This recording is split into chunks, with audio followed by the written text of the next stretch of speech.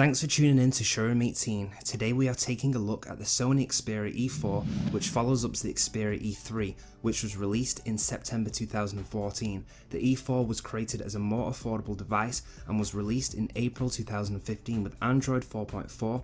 The phone we have based this review on is running Android 4.4.4 and is model E2-105.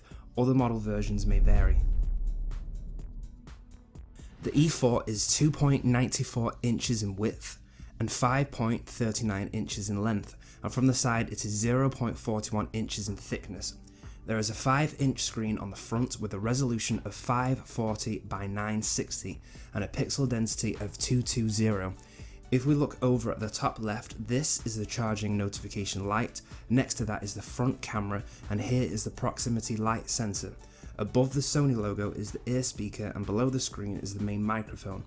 Over on the right side of the device is the volume keys, which also can be used as zoom in camera mode. Above that is the power key to turn the device on and off or toggle standby modes.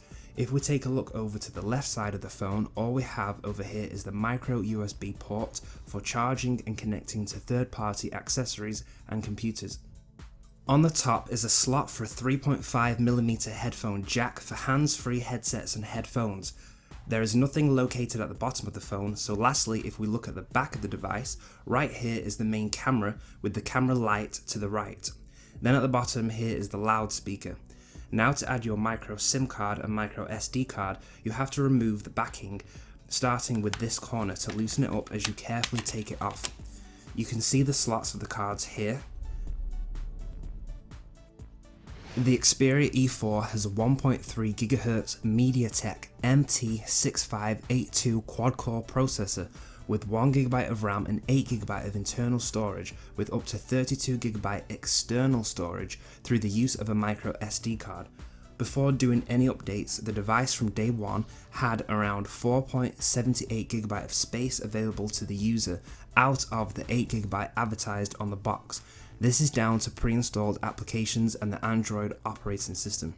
The following connectivity features the device has are as follows: Wi-Fi, GPS, Bluetooth, DLNA, micro USB and micro USB charging, FM radio. The phone also supports Java. There is no NFC sensor and the E4 does not support 4G. The sensors you get on this device is an accelerometer, proximity and ambient light sensor.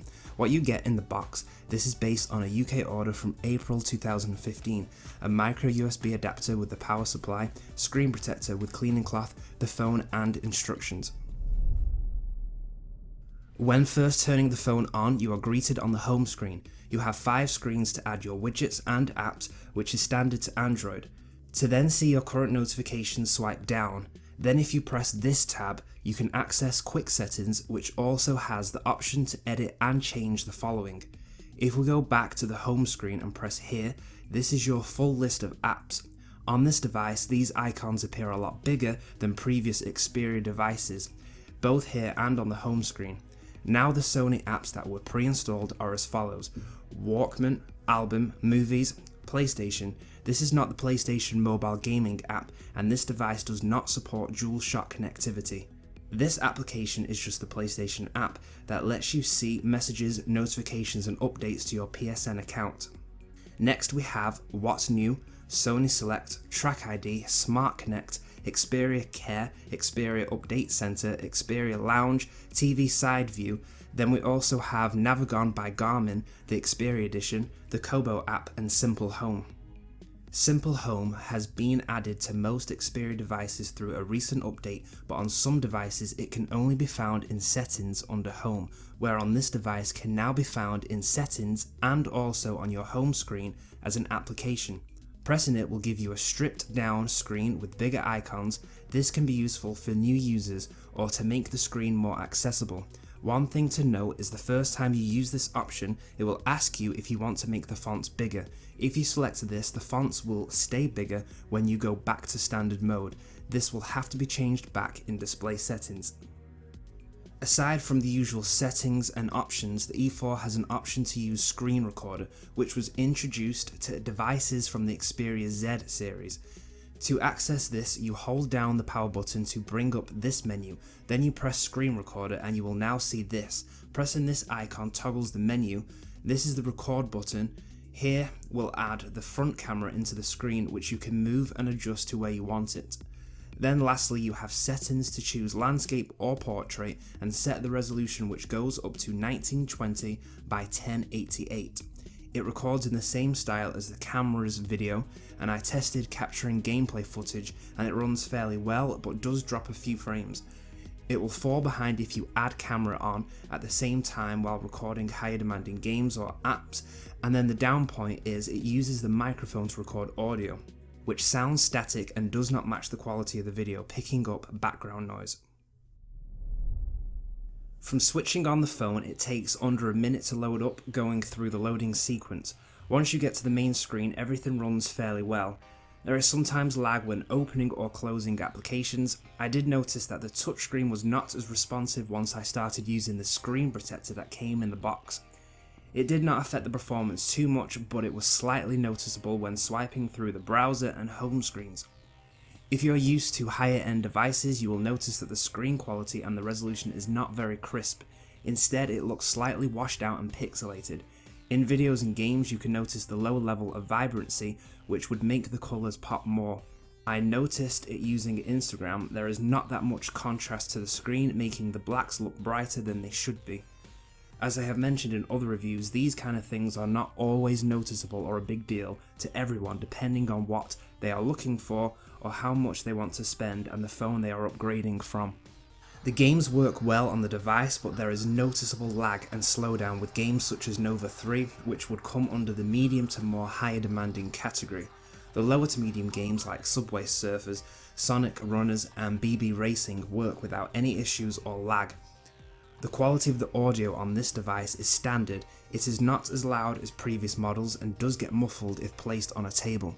When using headphones to listen to music using the Walkman application, I use the Sony headphones that came with my previous Sony device. On the E4 there is a lot of bass used, even with the equalizer set to default, so with the volume turned up to full it sounds very distorted. Setting Clear Audio Plus makes this worse. The way to get around this, you will have to create your own custom settings in equalizer and turn the bass right down past -5 and set volume to around 90 or lower. There is a 2 megapixel camera on the front and a 5 megapixel camera on the back. When first loading up the camera, it will ask you if you want to add location tags to your photos and videos. Next thing you will see is this screen.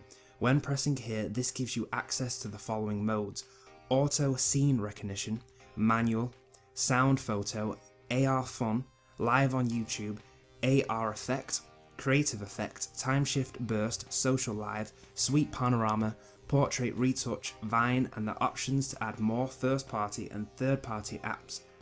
The flash options you have are as follows: auto, fill flash, red eye reduction, torch and off. You have the option to use the volume keys as shutter, zoom or volume in advanced settings. Manual mode is the only mode where you can select the different ISO, metering and resolution settings for both photo and video. In manual mode there is also the option of selecting the scene you want. I found these, especially in landscape mode, to alter the white balance and adds an unrealistic tint of colour to the images. I prefer to keep scene selection off and take images on manual mode instead of auto. When you set the resolution to 5 megapixel, the aspect ratio will be set to 4:3. 16:9 is only available when you choose 3 megapixel or lower as your resolution settings. Here is an example of a photo taken at 5 megapixel, and here is the photo taken again at 3 megapixel. Video mode is Full HD 1920 by 1080 at 16:19. The quality and frame rate is not too bad, but there is slight trouble at staying steady if you're walking and filming, even with image stabilizer on. The front camera is a lot better this time around than the one from the previous E3 model, and has a better frame rate in comparison to last year's phone. One thing that did take some getting used to: when the phone starts to record videos, it will suddenly zoom in and makes the video look cropped, which I personally did not like too much. I have not run into any issues with this device, it all seems to be working well. The size of the screen gives you more space for a better messaging and browsing experience if you make notes and read online articles. The battery, on the other hand, does not seem to be lasting as long as the E1 or the E3 did, but this is keeping everything at the same settings as I used on those phones. As a standalone review though, the battery still got me through the day and maintains power very well on standby mode. This is based on listening to an hour of radio, 15 minutes of Walkman, a couple minutes of YouTube videos, browsing the web and casual use throughout the day. This brought me down to around 63% towards 5 PM in the evening after starting with a 100% charged phone at 7 AM. It said that there is still a day and an hour of battery left at this level. I had the phone on standby for most of the evening and it remained at 63% until I powered it down that night. The screen appears to be the main reason of sudden drops in the battery, and the E4 has additional power saving modes such as ultra stamina mode, low battery mode and app power consumption information, which will extend the battery lifetime but will turn off things such as data, Wi-Fi and other connection settings and applications. This now is something that I don't like when buying a product, and it might not be an issue for everyone else, but for me I like to keep my products looking new as long as possible. If something is made in a way that makes it prone to scratches or markings, it does not go down well in my opinion. I noticed that on the second day of use there was like a black mark along the back, which did rub back out this time round. This is down to the style of backing and with it being white, but still I was not too happy about this. If this is something you want to avoid, it might be worth getting a clear back cover for it, otherwise over time it will end up looking like an overused eraser out of a stationery box. That is why I prefer phones with a glossy back to it. The E4 is a good phone if you are looking to buy a handset outside of a contract or as a gift for anyone new or not familiar with Android smartphones.